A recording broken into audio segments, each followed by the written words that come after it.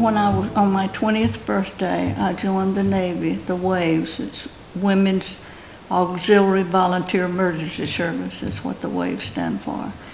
And went to training at Hunter College, New York. After that, we were transferred to Arlington temporarily. We spent our first Christmas in Arlington.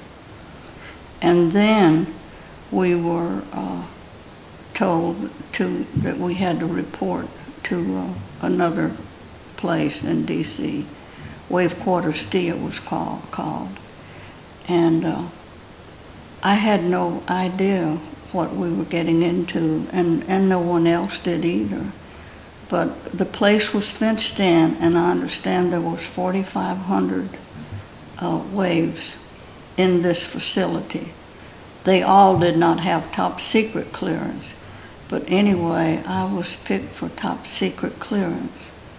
And the officer that came in to orientate us about our duties and responsibility, I thought he was a chaplain, but he was an officer, and he informed us, the importance of our duties, and said, don't think because you're female you'll get extra consideration, because if you break these rules, you'll be shot at sunrise.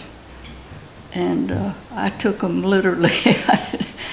And also, then when I got out of the Navy, I had to put my hand on the Bible and swear the same thing, that I would never reveal anything that I had, in any form or fashion, that I had done during the war. And I did not, but in 1994, they came on television and revealed that and showed the picture of the machine that I operated. And of course, I had goosebumps all over me. I could remember this in my mind, but can you imagine all those years and never be able to reveal to talk to anybody about it, not even my husband? But anyway, it was exciting. When we checked in, we had to empty everything out of our purse on a table in a covered security shack. And they inspected that. And then we went through 2 securities. And then the third one was directly into the building where we worked, where I worked. And it was we also had a sentry security there, and sat at a desk to open a gate to let us in our immediate area. And but we were delivered papers with numbers on them, and there was 3 people on each machine, 2 of us, one on each side, that placed the numbers, and then we had a supervisor that checked and double-checked and rechecked to make sure we had not made any accident. And at the end of the day's work, we were escorted down to the incinerator by 2 Marines, one on each side, and each one of them had their hand on their pistol. And I had to take the wastebasket and stand there till it was all, burned to ashes, which of course no one could ever detect anything from that. So then I was escorted back to my station. That was the end of our shift. And a lot of people asked me, how did I ever get picked for this, top secret job? I have no idea. Unless they went back and checked on the couple of places that I worked for, I was, I was very cooperative and never missed work or never fouled up, And the FBI and all kinds of securities went way out in the country to interview my family and friends, and I did not even know that until after the war. I'm sure that they told them that they, in other words, looked at them and said, we never came out and talked to you people. So I did not even know that until after I came out of the military. but I listed my father as a dependent, and they took most of my pay, which was $58 a month, and added to it and sent my dad a $50 check every month. And that paid for the place that he wanted. It was 100 acres with a 4-room brand new house. Had never been wired for electricity. He didn't want electricity.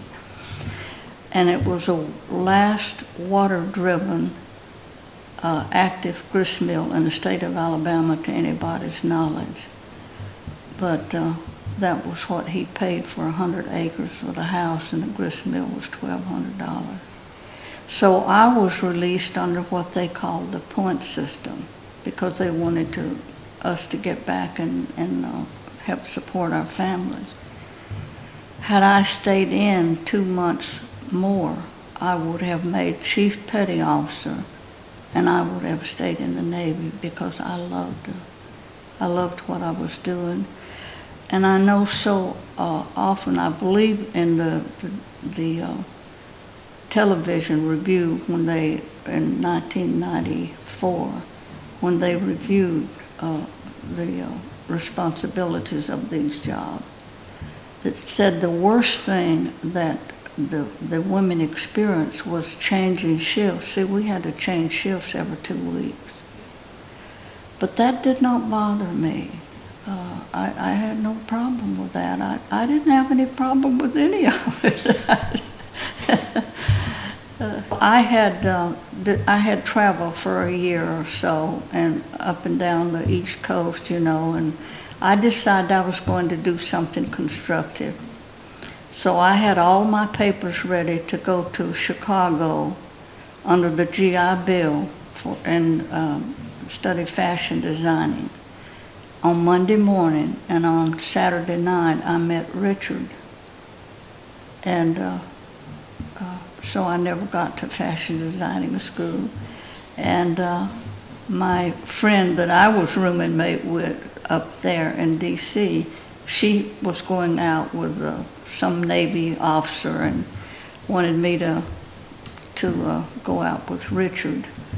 And I did not want to. I said, I'm not interested in any dates or anything, so anyway.